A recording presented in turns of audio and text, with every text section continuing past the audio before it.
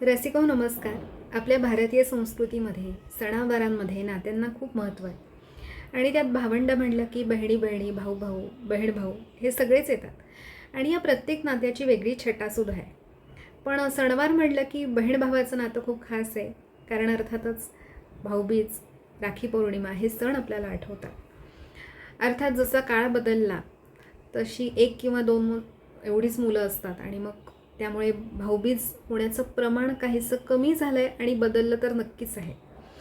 बदललं आहे असं म्हणण्याचं कारण असं की ओवाळणी. ओवाळणी हा पूर्वीच्या काळी खूप खास विषय असायचा बहिणीसाठी.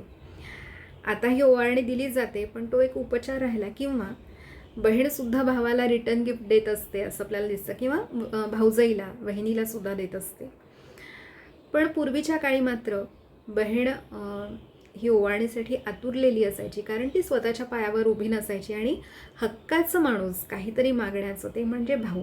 हट्ट ती करू शकायची, हक्काने मागू शकायची. तर आज या बहीण भावाच्या नात्यावरच्या काही ओव्या आपण बघणार आहोत.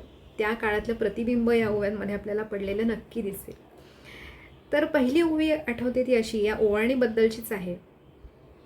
बहीण म्हणते की चांदीच्या ताटामंदी फुलं दाशाळाचं लाल, चांदीच्या ताटामंदी फुलं दाशाळाचं लाल, त्याचं रंगाची चोळी धाडं भाऊराया.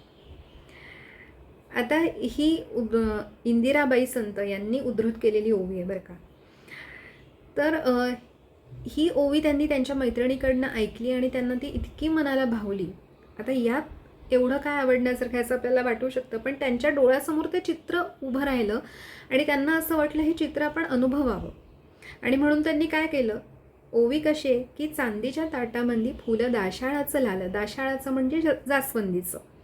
तर त्यांनी चक्क बागेतनं एक जास्वंदीचं फूल आणलं, खोडून आणलं आणि त्या देवघरापाशी गेल्या. तिथे चांदीचं तबक होतं आणि त्या तबकात ते फूल ठेवून पाहिलं आणि मग त्यांच्या ध्यानात सगळा प्रकार आला की चांदीच्या ताटामंदी फुलं दाशाळाचं लाल, त्याचं रंगाची चोळी धाड.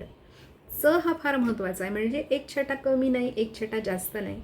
त्याच रंगाची चोळी मला हवी आहे भाऊराया, असं ती बहीण सांगते. आणि आता चांदीचंच ताट का, कारण तिची कांती लख्ख गोरी आहे आणि त्याच्यावर ते त्या फुलाचा रंग कसा खुलून दिसतोय की नाही, तशी ती चोळी माझ्या अंगावरती, माझ्या लख्ख गोऱ्या रंगावरती खुलून दिसणार आहे, असं ही बहीण सांगते त्या दोन ओळीच्या ओळीमधनं. आणि हीच ओवी निमित्त झाली मंडळी बरं का, की इंदिराबाईंना वाटलं की ह्या फक्त दोन ओळी नाहीत, हे नुसते शब्द नाहीत, तर त्यात एक काव्य दडलेलं आहे. आणि म्हणून मग त्यांनी ओव्यांचं संकलन करायला सुरुवात केली आणि मालनगाथाचे 2 खंडसुद्धा साकार झाले. तर अशी ही 2 ओळींची ताकद आहे.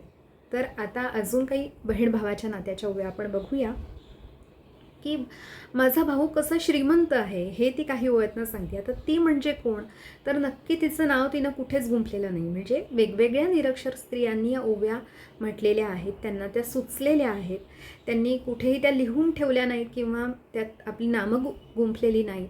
तर या मौखिक परंपरेनं आजीकडून आईकडे, मग मुलीकडे अशा या चालत आलेल्या ओव्या आहेत, संकलनातनं सुद्धा आपल्यापर्यंत पोचलेल्या आहेत.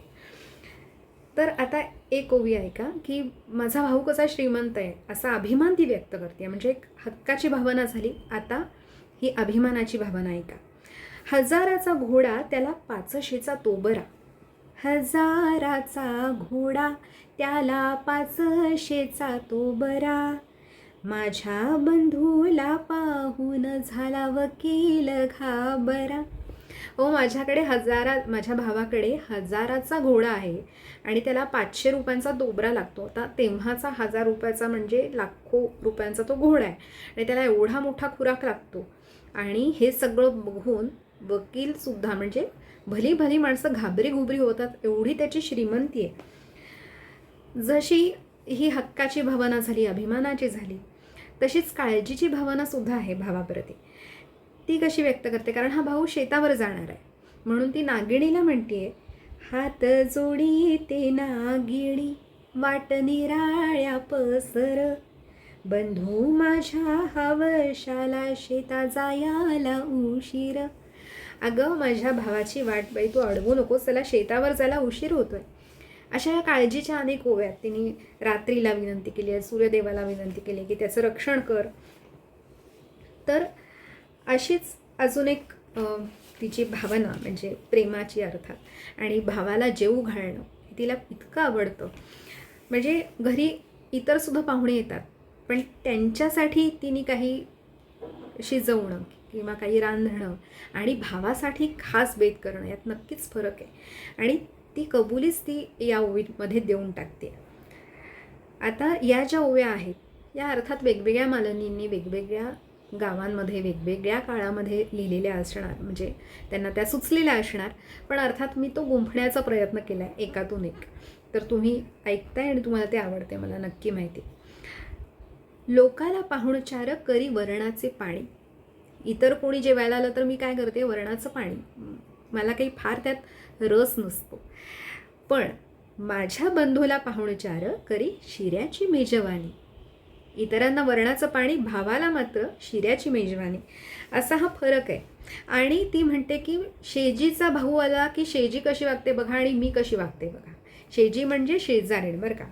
आता तिचं विश्वच तेवढं होतं ना, म्हणजे घरदार, चूलमूल, नातीगोती आणि शेजारपाजार. त्यामुळे तिच्या ओव्या या तिच्या विश्वापुरत्याच मर्यादित आहेत, पण त्या फार गोड आहेत. जे तिच्या त्या काळाचं प्रतिबिंब मी जे म्हणते ते याच्यात पडलेलं आपल्याला दिसतं. ती म्हणते शेजीचा भाऊ आला जसा तसा गेला. शेजीचा भाऊ आला जसा तसा गेला, माझा भाऊ आला साखरेचा शिरा केला. तिने तिच्या भावासाठी काहीच केलं नाही, पण मी मात्र माझ्या भावासाठी साखरेचा शिरा केला. हा तिच्यासाठी तिच्या दृष्टीनं फार गोड आणि खास असा बेत आहे.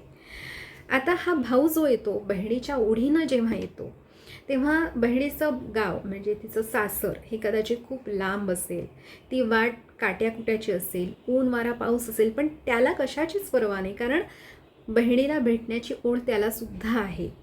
आणि म्हणून ती म्हणते भाऊ तुझा घोडा आसमानचा तारा. भाऊ तुझा घोडा जसा आसमानचा तारा, बहिणीच्या गावी जाता नाही लागे ऊन वारा.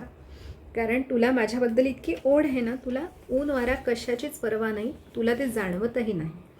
पण हे सगळं प्रेम कुठपर्यंत, जोपर्यंत भावाचं लग्न होत नाही. भावाचं लग्न झालं, ती भावजय जर प्रेमळ असेल, मायाळू असेल तर ठीक आहे, पण अर्थात हे दोघींनी सांभाळण्याची गोष्ट आहे, एका हाताने टाळी वाजत नाही. त्यामुळे दोघींवर ती गोष्ट अवलंबून असते. पण जर कुठे काही गडबड असेल तर मग काय घडतं, जेव्हा बहीण आपल्या माहेरी जाते तेव्हा अशी एखादी घटना घडते. भाऊ जातो ग बाजारी, भावजई मारे हाका. भाऊ बाजारात जायला निघतो तेव्हा भाऊजई काय म्हणते पहा, भाऊ जातो ग बाजारी, भावजई मारे हाका, वंसबाईंना साडी भारी मोलाची आणू नका. उगाच वंसांना महागाची साडी आणू नका. थोडक्यात जे काय आणायचं ते माझ्यासाठी आणा.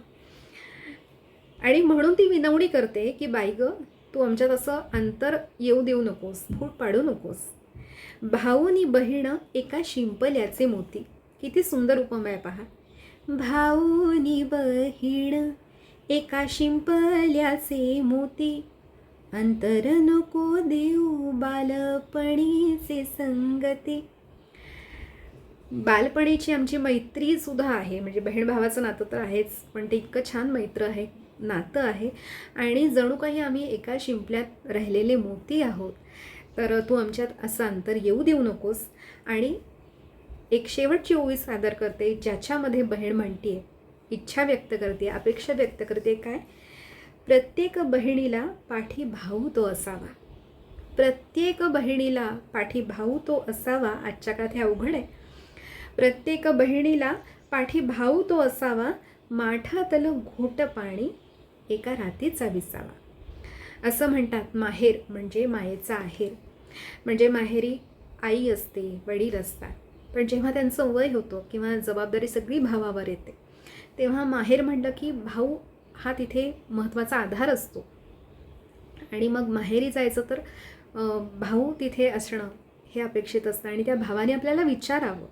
आणि फार काही नाही, म्हणजे फार मोठ्या भेटी नको असतात, पंचपक्वान्न नको असतात, पण एका रात्रीचा विसावा आणि 2 घोट पाणी तरी तू देशील अशी ती अपेक्षा व्यक्त करते, इच्छा व्यक्त करते. अशा या गोड नात्याच्या गोड ओव्या तुम्हाला नक्की आवडले असतील. पुन्हा भेटूया अशाच एखाद्या व्हिडिओसह.